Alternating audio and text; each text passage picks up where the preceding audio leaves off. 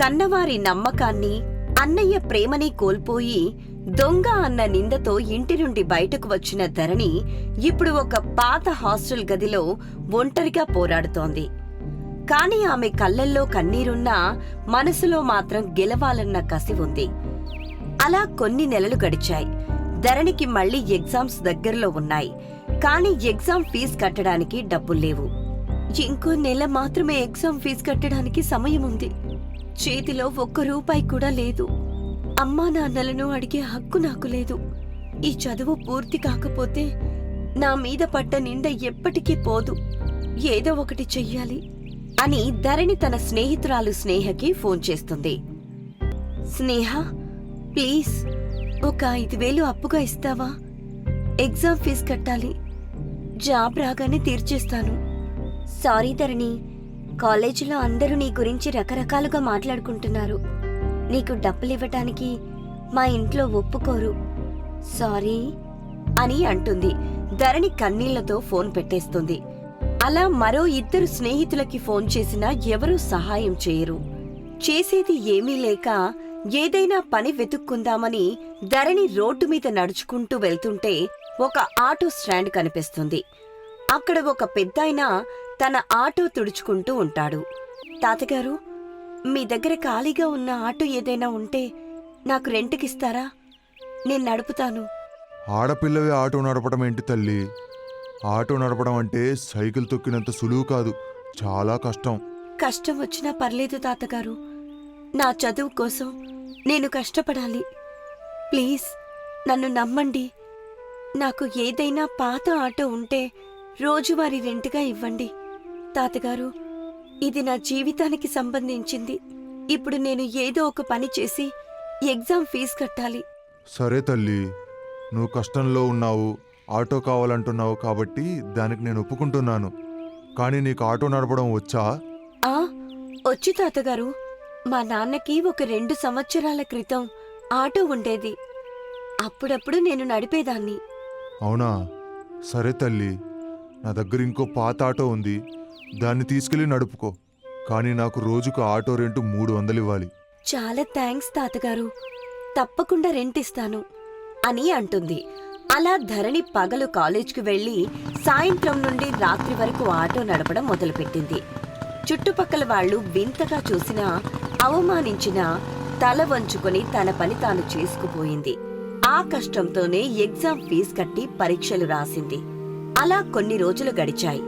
ధరణి auto పక్కన నిలబడి మొబైల్లో రిజల్ట్స్ చూస్తుంది. తను డిస్టింక్షన్లో పాస్ అయింది. చాలు చాలు, నేను పాస్ అయ్యాను, అది కూడా డిస్టింక్షన్లో. నాన్నకి ఈ విషయం తెలిస్తే ఎంత సంతోషిస్తారో. వెంటనే ఫోన్ చేయాలి అని ధరణి ఇంటికి ఫోన్ చేయబోతుండగా అప్పుడే ధరణి వాళ్ల వదిన రాధ నుండి కాల్ వస్తుంది. వదినా, నేను డిస్టింక్షన్లో పాస్ అయ్యాను వదినా. అమ్మా నాన్నలకి ఈ విషయం చెప్పాలి. వాళ్ళు చాలా హ్యాపీగా ఫీల్ అవుతారు. వద్దు ధరణి, నీ మీద వాళ్ళకి ఇంకా కోపం తగ్గలేదు. వాళ్ళింకా నిన్ను దొంగ అనే అనుకుంటున్నారు. నువ్విప్పుడు ఫోన్ చేస్తే నేనింకా తిడతారు. ఆ మాటలకి నువ్వే మళ్ళీ ఏడుస్తావు. టైం చూసి నేనే అత్తయ్య మామయ్యలకి మెల్లగా చెప్తానులే ధరణి. అప్పటి వరకు నువ్వు వాళ్ళకి ఫోన్ చేసి వాళ్ళని ఇబ్బంది పెట్టకు. సరే వదినా, చెయ్యను. మీరే మంచి టైం చూసి వాళ్ళకి చెప్పండి. అలాగే ధరణి, తప్పకుండా చెప్తాను, జాగ్రత్త అని రాధ ఫోన్ పెట్టేస్తుంది. ధరణి నిరాశతో ఫోన్ వైపు చూస్తుంది. అలా ధరణి ఆటో నడుపుతూనే సీటు పక్కన బుక్స్ పెట్టుకుని చదువుకోవడం కనిపిస్తుంది. కాలం గడుస్తుంది. అవమానాలే మెట్లుగా మార్చుకుని ధరణి నిరంతరం శ్రమించింది. చివరికి ఆమె కష్టానికి ఫలితం దక్కింది. ధరణికి ప్రతిష్టాత్మకమైన ప్రభుత్వ ఉద్యోగం వచ్చింది. అది కూడా వారి సొంత ఊర్లోనే పోస్టింగ్ రావడం విశేషం. ఆ వార్త పేపర్లో పెద్దగా వస్తుంది. అమ్మయ్యా, మా అమ్మా నాన్న కోరుకున్నట్టే నాకు గవర్నమెంట్ జాబ్ వచ్చింది. ముందీ విషయం నాన్నకి చెప్పాలి అని ఫోన్ చేస్తుంది. కాని ధరణి మీద కోపంతో చంద్రయ్య ధరణిని బ్లాక్ చేసి ఉంటాడు. ఇంక చంద్రయ్య విషయానికి వస్తే ఇంటి అరుగు మీద కూర్చుని పేపర్ చదువుతుంటాడు. అందులో ధరణి ఫోటో చూసి చేతులు వణుకుతాయి. సావిత్రి, రావే, చూడు, మన బిడ్డకి పెద్ద గవర్నమెంట్ ఉద్యోగం వచ్చింది, సబ్ రిజిస్ట్రార్ అంట. నా బిడ్డ ఆఫీసర్ అయ్యిందా అండి? కానీ తను మనకు చెప్పలేదే. మన మీద అంత కోపమా దానికి అని అంటుంది. అప్పుడే రాధ అక్కడికి వస్తుంది. అమ్మా రాధా, నీకు ఈ విషయం తెలుసా? మన ధరణికి గవర్నమెంట్ జాబ్ వచ్చింది. ఇదిగో చూడు, పేపర్లో తన ఫోటో కూడా వేశారు. మావయ్య, నాకీ విషయం ముందే తెలుసు. ఇందాకే నేను ధరణికి ఫోన్ చేసి విష్ చేశాను. అప్పుడు తను ఏమందో తెలుసా? నాకు జాబ్ వచ్చిన విషయం మా అమ్మా నాన్నలకి చెప్పాల్సిన అవసరం లేదు, వాళ్లతో నాకేం సంబంధం అని గర్వంగా మాట్లాడింది మామయ్య. అందుకే ఈ విషయం మీకు చెప్పలేదు. నిజంగా ధరణి అలా అందా రాధా? మనం ఎంత తప్పు చేసినా మనల్ని అలా దూరం పెడుతుందా అని బాధతో చంద్రయ్య సావిత్రిలు గుడికి వెళ్తారు.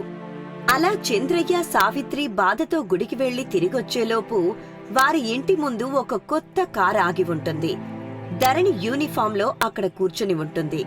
ధరణి వాళ్ళని చూడగానే పరిగెత్తుకుంటూ వెళ్లి పాదాలకు నమస్కరిస్తుంది. అమ్మా, నాన్నా, నన్ను దీవించండి.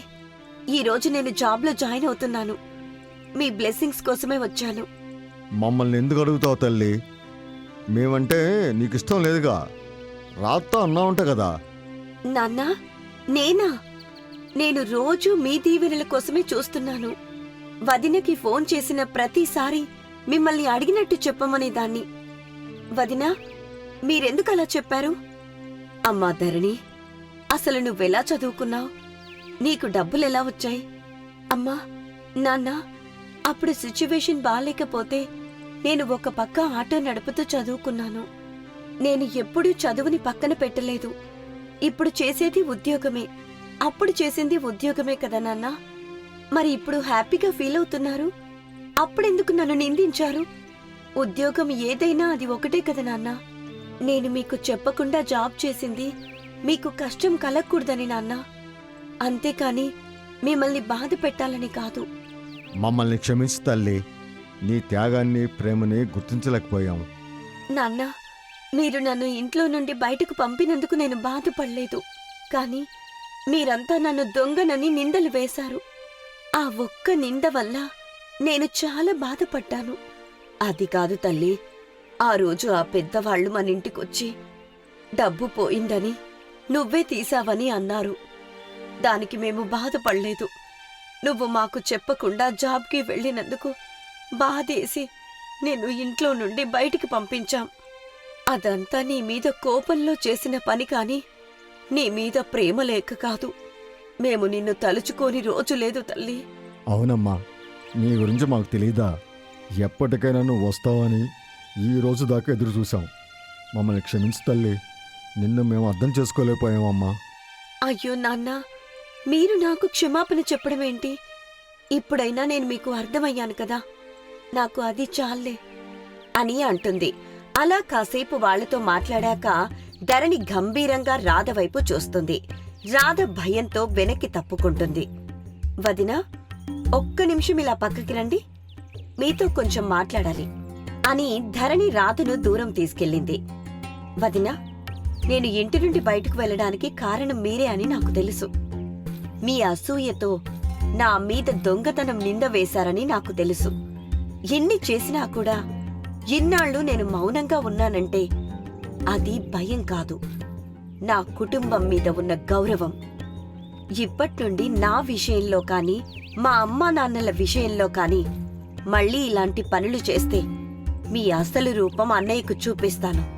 అప్పుడు అన్నయ్య మీ మొహం కూడా చూడకుండా ఇంట్లో నుండి వెళ్ళగొడతాడు. జాగ్రత్తగా ఉండు. అది కాదు ధరణి, నేను చెప్పేది ఒకసారి విను. వదినా, వినడానికి ఏమీ లేదు. నాకు అన్నీ తెలుసు. మీరు నన్ను మీ మాయ మాటలతో బురిడి కొట్టించొద్దు అని అంటుంది. ధరణి మాటలు విన్న రాధ భయంతో గజగజ వణికిపోతూ తల వంచుకుంటుంది. ధరణి మళ్లీ నవ్వుతూ తన తల్లిదండ్రుల దగ్గరకు వెళ్తుంది. తప్పు తెలుసుకున్న చంద్రయ్య, సావిత్రి ధరణిని హత్తుకుంటారు.